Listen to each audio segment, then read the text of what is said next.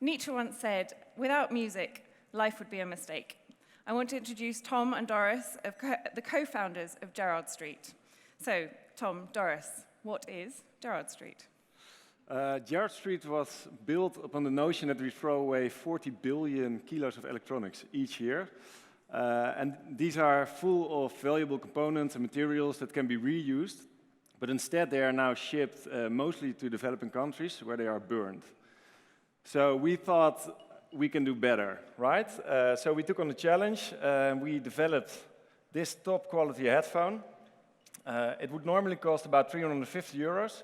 But we offer it for 10 euros a month instead. And the cool thing is, as you can see, it's fully modular. So if a part breaks, you don't throw away the entire headphone, but we'll just ship a new part to you. And even better, we will retrieve all the old parts, and where possible, we reuse them in order to make new headphones and upgrades. So this means basically for the client, they have the assurance that they have a headphone that is always working and is always up to date. But also for us, we have an incentive to keep improving the headphone and making sure it's the best it can be, because you as a client can cancel at any time. Okay. Is this a record-building time for the... Within a minute, I think. Yeah. Great. Why did you choose to focus on the headphone? Good question. Me and Doris are true music lovers. Doris plays the piano, I play the saxophone, and we listen to music all day long, and we took our headphone wherever we went. But that also meant that we threw away a lot a year, I think 2 or 3. And we want to solve that problem, and that's why we built this headphone. And we know that broken headphones aren't the world's biggest problem, but we were looking for an accessible and popular product which can showcase that circular electronics can be built. Okay, great. And if I really, really wanted to buy one, would you sell it to me? No. So I can only get it on a subscription. Yeah, no, that's the whole thing. So the unique thing is that you can't buy it, but you pay for the performance, and because we truly believe that that's the future for electronics. Okay. So I'd be buying into the concept of Gerrard Street. Why is it called Gerrard Street? It's a funny story, actually. The first headphones that came to market right here in London in 1895. And you also couldn't buy these headphones, so they were installed at your home. Back in 1895? Yeah, exactly. Okay. You paid £5 a year, what I think was quite a lot. And you were hooked on to all the opera houses and churches in the neighboring area, so you could listen to live music. And now the operator that connected you to one of the opera houses, they were stationed at the Gerrard Street. Okay. So hence the name. Interesting. And how have you found it building up the market around the product? We didn't start by designing our own headphone, because the most newest thing was the subscription model. So we wanted to test that firstly. So we bought in really high-end headphones, around 250 euros, and we offered them for 5 euros a month. And I think within 1 week we had 26 clients, and we asked them why they want to subscribe to such a service. And afterwards we started a crowdfunding campaign, and there we get our first 400 customers on board. Okay, great. And then how much retention have you had? Are they still with you? Most of them are. We have a retention of about 3% a month. Oh, great. Yeah. Of extra of the new customers coming in. Yes. Yeah. Okay. And at the moment, I think it's only available in Holland, is that right? That is right. But I must say we are looking for partners to scale up abroad, potentially here in the UK. Okay, great. So if anyone's listening, if there's anyone in the room has some of the things that you need, wants to store all headphones for us. And I mean, it's modular. Also, it's a very flat pack. What's the story behind the shipping being like this? It fits through to the mailboxes in the Netherlands. I have to be honest, we started with this just because it saves a lot of money. It's an easy way to ship the components without having huge shipping costs. But then we found out that customers also really like the idea. So you build your own headphone. It's kind of like an IKEA box. Yeah.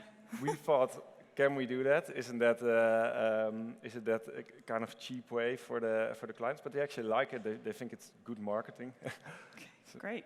And what in your journey? Because how long have you been going for? I think we started the idea about 5 years ago.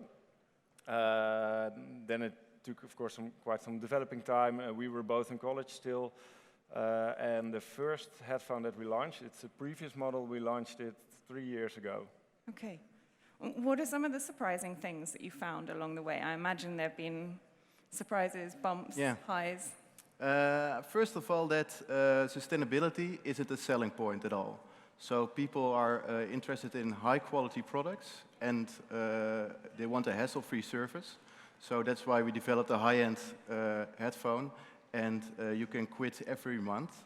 And that's also something we learned. We started with a yearly subscription, but we lowered the barrier to subscribe. So now we have a monthly subscription, so users can quit whenever they want. Okay, so it's really flexible, actually. Yeah. So I don't need to worry about being tied in for too long. Not at all. Is there a period at the beginning where it's longer, or no? You can test 1 month, and if you think it's not for me, you can quit. And at that point, even if I've only done it for a month, I'm still returning it to you. Yeah. So okay. Yeah. And we clean it up, put new paddings on it, and a new user will use the headphone. Okay. And through the design, have you discovered, like, have you made any material changes as you've gone? Has that been part of working with modularity and?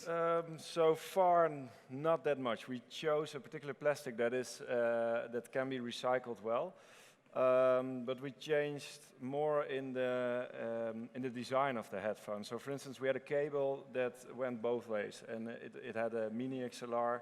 It's kind of a technical connector, but the thing to remember is that it's really durable, the connector. But then we found out that if you have a cable like this, you'll get stuck behind, for instance, a door knob or whatever. Okay. So the cables broke all the time. So we got rid of it. Now the cable only goes to one side. Another thing is we went to wireless, so that saves also a lot of cables. What else? So it's sort of been user testing along the way. Yeah. The paddings came off really easily. So now we changed it. It's kind of a lock system. Okay, it's locked. Okay, here we go. There it is. So it's more stuff like that. And I think one of the key learnings that we found in terms of recyclability is you really have to have a lot of volume before this gets interesting. Okay. So at some point we had about 1,000 cables, I think. We went to a company to see if they could recycle it. Mm-hmm. And they said, no, we only start from 100 kilos of cables. So, well, that's it. We took the box back. We still keep it. And where you are now, 5 years down the line, what are the things that keep inspiring you to keep building this project and taking the company forward? Good question. I think we really want to propel the circular economy. I think there's already a lot of research done and a lot of knowledge available, but now it's time to start doing. Mm-hmm. And we really think this should be done by small initiatives like startups. They need to pave the way for the large company. We need to test new markets. We need to test more products, and that's how we started Gerrard Street. So. Have you built an ecosystem around you, or where do you bounce ideas around as you're testing out the next challenge? Yeah, definitely. We've been in numerous incubators, been talking to a lot of other startups, both startups that are in sustainability, but also startups that are completely doing something else. Okay. And I think that's really crucial to not stay within your niche, but you know, you can learn from any other business. We could also learn something from Shell, I think. So why not talk to them? Okay, great. So as a parting question, you've obviously developing the circular economy business model. If there are others in the room who are thinking of getting started, what advice would you give to the next entrepreneur who's going to make it on circular economy, that is? Yeah, I'd say first of all, remember if you're starting a circular business, it's still a business. So we strongly feel if you can't scale it, then you will never have impact.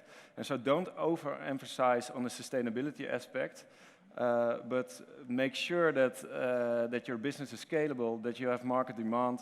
Far too often we've been in incubators where there were people with great ideas. They spent all their time and money on making a product that was perfectly sustainable, perfectly green, And then when it was time to sell it, they found out that nobody wanted it because it was either too expensive or it didn't solve an issue. And I think that's the biggest pitfall for circular or even all the sustainable startups today. Great. Do you have any extra reflections you want to add into that from your I experience? think Doris is quite right, and yeah, and that's what we say. That we didn't design the headphone firstly. We just bought in to test the value proposition. Okay. Are people willing to buy it? And that's the first thing we tested instead of making a headphone. So you've really taken that iterative approach. Yeah, yeah. Great. All right. Well, thank you so much for sharing the product with us